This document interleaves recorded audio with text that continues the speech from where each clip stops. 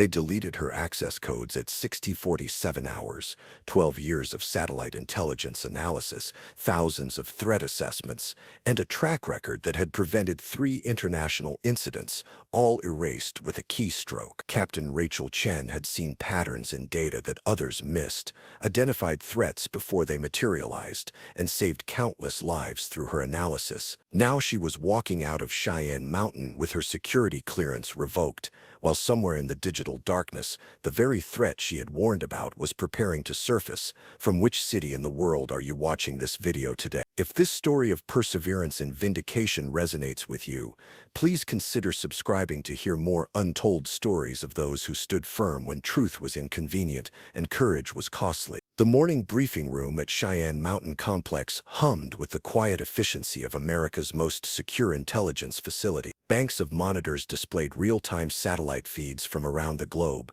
while analysts in military uniforms studied data streams that could shift the balance of international power with a single assessment. This was the nerve center of Air Force Space Command, where the invisible war of intelligence gathering never ceased, and where Captain Rachel Chen had spent the last 12 years of her life decoding the secrets written in pixels in radiation signature. At 34, Rachel was considered one of the military's most gifted satellite intelligence analysts. Her specialty was nuclear threat assessment, the delicate art of reading thermal signatures, radiation patterns, and infrastructure changes that could indicate weapons development or deployment. She possessed an almost supernatural ability to spot anomalies in data that others would dismiss as statistical noise, a talent that had earned her 3 commendations and the respect of colleagues who trusted her assessments above their own instrument. But that same gift for seeing patterns where others saw chaos was about to become her downfall. Rachel sat at her workstation in the Satellite Intelligence Center, her fingers dancing across multiple keyboards as she analyzed overnight data from reconnaissance satellites positioned over Eastern Europe. The feeds came from classified birds whose very existence was denied by official sources,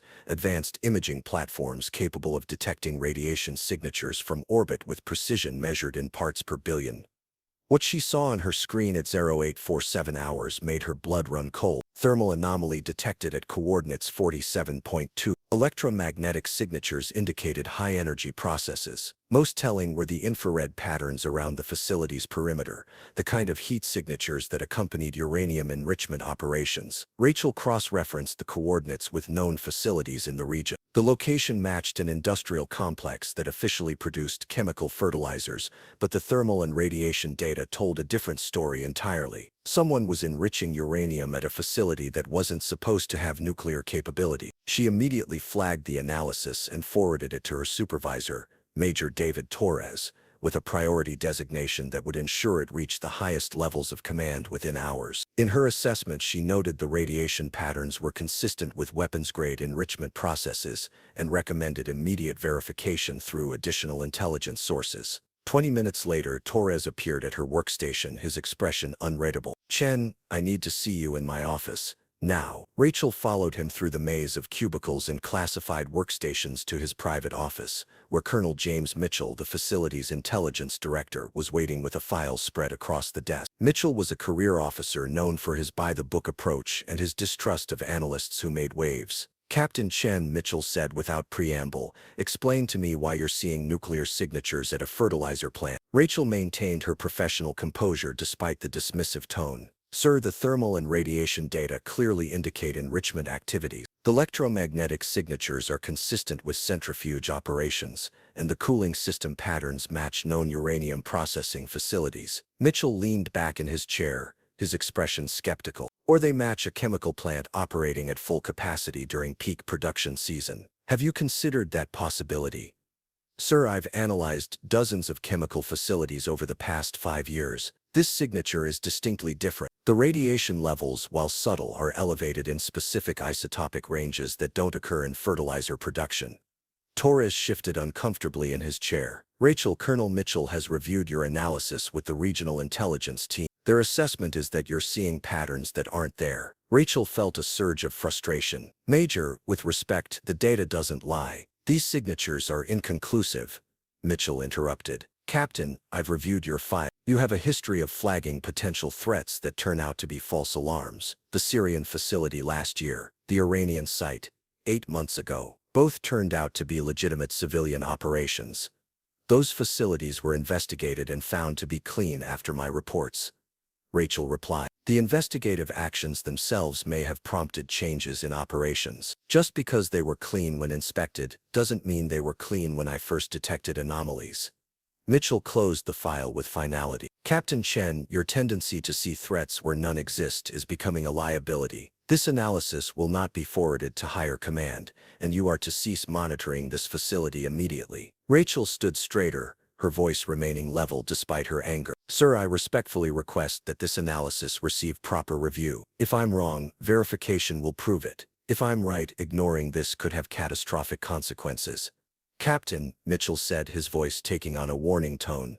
You are relieved of this assignment. Return to routine monitoring duties and stop looking for nuclear bogeymen where none exist. Over the following weeks, Rachel found herself increasingly marginalized within the intelligence community. Her access to high-priority satellite feeds was restricted. Her analyses were subjected to additional reviews that seemed designed to find fault rather than assess merit. Colleagues who had once sought her expertise began avoiding her, clearly having received word that association with her analytical methods was career-limiting. But Rachel couldn't ignore what she had seen. During her off-duty hours, she used her personal security clearance to access lower-resolution satellite feeds of the region, continuing to monitor the facility that had sparked the controversy. The thermal signatures continued to show patterns consistent with nuclear activity. Radiation levels remained elevated. Whatever was happening at that facility, it was ongoing and increasingly sophisticated. 6 weeks after her confrontation with Colonel Mitchell, Rachel was called to his office again. This time, the meeting included General Patricia Hayes, the base commander, and a civilian she didn't recognize who introduced himself only as Mr. Wilson from Washington. Captain Chen, General Hayes began, we've received a complaint about your continued monitoring of the Ukrainian facility, despite direct orders to cease surveillance. Rachel's heart sank. Someone had been tracking her access to the satellite feed. General, I was conducting analysis during my personal time using feeds available to my clearance level. Wilson leaned forward, his voice carrying the authority of someone accustomed to ending careers with a few words. Captain, your obsession with this particular facility has become a security concern. Your unauthorized surveillance activities could compromise ongoing operations and intelligence assets. Sir, I haven't compromised anything. I've been using standard analytical tools to pursue a personal theory despite explicit orders from your superiors. Mitchell interrupted. Captain, this constitutes insubordination and potentially dangerous deviation from established intelligence protocols. General Hayes opened a folder and slid a document across the desk. Captain Chen, you are hereby relieved of all intelligence duties pending a security review. Your clearance is suspended, and you are reassigned to administrative duties effective immediately. Rachel stared at the document, feeling her world crumble around her. 12 years of dedicated service, countless threats identified and neutralized, and it was ending because she had seen something others refused to acknowledge. General, she said quietly, I request the opportunity to present my analysis to an independent review board. If I'm wrong, I'll accept whatever consequences you deem appropriate. But if I'm right, ignoring this threat could. Captain Chen, Wilson interrupted. Your request is denied. Report to the administrative office at 0800 tomorrow for reassignment. 3 weeks later, Rachel found herself at a small desk in the base's supply management office, processing requisitions for toilet paper and cleaning supplies. The irony wasn't lost on her. The analyst who had once tracked nuclear threats across the globe was now tracking inventory of mundane supplies for a facility she was no longer trusted to protect. The administrative work was mind-numbing, designed more as punishment than productive employment. Rachel spent her days entering data into spreadsheets and answering phones, her analytical skills wasted on determining whether the base needed more printer toner or light bulbs. Her colleagues in the intelligence center rarely spoke to her, treating her like someone with a contagious disease that might damage their own careers. But Rachel continued to watch the news, looking for any indication that her analysis had been correct. Eastern European politics remained tense, with increasing rhetoric about nuclear capabilities and defensive postures. Ukraine made statements about enhancing its nuclear power program. Intelligence experts on television discussed the potential for proliferation in the region. None of them mentioned a fertilizer plant that was producing more than agricultural chemicals. 4 months after her demotion, Rachel received notice that her security review had been completed. The findings were damning. She was found to have demonstrated poor judgment in threat assessment, shown obsessive behavior regarding unsubstantiated intelligence, and exhibited resistance to proper chain of command protocols. Her security clearance would not be reinstated, and she was being separated from service with an other than honorable discharge. Rachel cleaned out her desk for the final time, packing 12 years of her life into a cardboard box that seemed inadequate to hold such a significant portion of her identity. Her military career was over, her reputation destroyed, and her warnings about a potential nuclear threat had been buried under layers of bureaucratic dismissal. She drove away from Cheyenne Mountain on a gray October afternoon, watching the facility disappear in her rearview mirror. The mountains that had been her home for over a decade now felt like monuments to her failure or to a system that preferred comfortable ignorance over inconvenient truth. Rachel found civilian employment with a private security firm in Colorado Springs, analyzing commercial satellite imagery for corporate clients worried about industrial espionage or environmental compliance. The work was legitimate but uninspiring, tracking competitor facilities for aerospace companies, monitoring construction projects for insurance purposes, and providing routine surveillance that required a fraction of her capability. Her new employer, Meridian Security Solutions, appreciated her military background and analytical skills, but the stakes were dramatically lower than her previous work. Instead of tracking nuclear weapons development, she was determining whether a competitor's factory was expanding its production capacity. Instead of identifying terrorist training camps, she was checking whether a construction project was following environmental regulation. The pay was adequate, and her colleagues were professional, but Rachel felt like a surgeon forced to perform routine medical checkups. Her mind, trained to identify patterns that could affect global security, was now occupied with mundane commercial concerns that seemed trivial by comparison. 6 months into her civilian career, Rachel had settled into a routine of quiet resignation. She lived in a small apartment, overlooking the mountains, worked her 8-hour days without enthusiasm, and spent her evenings wondering what her life might have been if she had simply ignored the thermal signatures that had ended her military career. But on a Tuesday evening in April, as she was reviewing satellite images of a competitor's manufacturing facility for an aerospace client, her phone rang. The caller ID showed a restricted number, and when she answered, a familiar voice sent electricity through her nervous system. "Captain Chen, this is General Hayes." Rachel sat up straighter, her mind immediately alert. "General, I'm surprised to hear from you. Captain, I need you to listen carefully. We have a situation developing that requires your specific expertise. How quickly can you get to Cheyenne Mountain?" Rachel's pulse quickened. "General, I no longer have clearance for.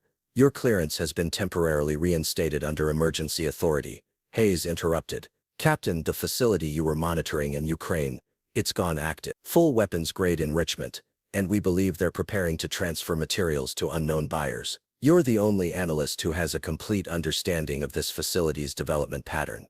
The irony hit Rachel like a physical blow. The threat she had identified, the pattern she had been punished for seeing, was now a confirmed reality. The fertilizer plant that wasn't producing fertilizer had become exactly what she had warned it would become. "General," Rachel said, her voice steady despite the adrenaline flooding her system, "I can be there in 30 minutes.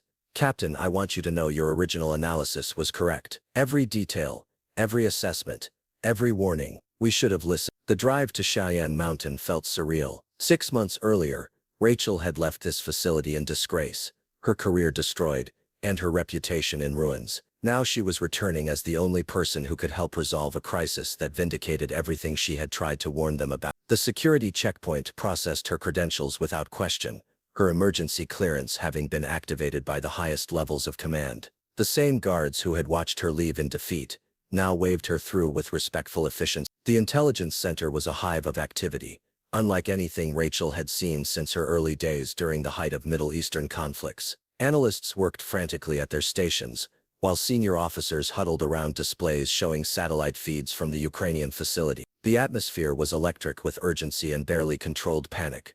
General Hayes met her at the entrance to the Satellite Intelligence Center. "Captain Chen, thank you for coming. We need your assessment of the current situation and your recommendations for monitoring the facility going forward." Rachel was led to a workstation, where Major Torres was waiting with files that contained 6 months of intelligence reporting on the Ukrainian facility. His expression was apologetic, and grateful in equal measure.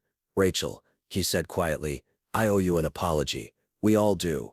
Rachel reviewed the accumulated intelligence with growing alarm. The facility had continued expanding its nuclear capabilities throughout the period of her exile, developing weapons-grade enrichment operations that were now producing significant quantities of highly enriched uranium. Worse, communications intercepts suggested they were preparing to transfer materials to buyers whose identities remained unknown. The thermal patterns are exactly as I predicted, Rachel said, pointing to recent satellite imagery. They've been using the chemical plant as cover while building a complete weapons-grade enrichment facility underground. The cooling systems, the electromagnetic signatures, the radiation patterns, everything matches the development I was tracking. Colonel Mitchell appeared at her shoulder, his previous arrogance replaced by grudging respect. Captain, we need your assessment of their production timeline. How much material could they have processed? Rachel spent the next hour analyzing 6 months of data, her mind working through the patterns and implications with the skill that had once made her indispensable. The picture that emerged was terrifying. The facility had been producing weapons-grade uranium for at least 4 months, with output levels suggesting they could supply materials for multiple nuclear devices. Based on the thermal and electromagnetic patterns, Rachel reported to the assembled officers, they've produced approximately 40 kilograms of weapons-grade uranium. That's enough for at least 2 nuclear devices, depending on the design's sophistication. The room fell silent as the implications sank in. 40 kilograms of weapons-grade uranium in the hands of unknown buyers represented a threat to global security that could reshape international relations overnight. Captain, General Hayes said, we need your recommendation for tracking any materials that might have already been transferred. Your pattern recognition abilities are our best hope of identifying where this uranium might be going. Rachel returned to her workstation with renewed purpose, feeling the familiar rush of using her analytical skills on matters of genuine importance. She began cross-referencing transportation patterns around the facility with known smuggling routes, looking for the subtle signatures that would indicate movement of nuclear material. Within hours, she had identified 3 possible transfer routes and flagged several vehicles and aircraft that showed movement patterns consistent with transporting high-value, heavily secured materials. Her analysis provided the intelligence community with the first concrete leads they had developed since discovering the facility's true purpose. Over the following week, Rachel worked 18-hour days, coordinating with intelligence agencies across multiple nations to track the uranium and identify potential buyers. Her pattern recognition skills proved invaluable in identifying connections that other analysts had missed, and her understanding of the facility's operations provided context that made previously incomprehensible intelligence suddenly coherent. The international investigation that followed led to the interdiction of 2 uranium transfers and the arrest of several individuals involved in nuclear smuggling network. The facility itself was neutralized through a combination of diplomatic pressure and covert operations that Rachel was not cleared to know about in detail. 3 weeks after her emergency recall, Rachel sat in General Hayes' office, receiving a briefing that would reshape her understanding of her place in the intelligence community. Captain Chen,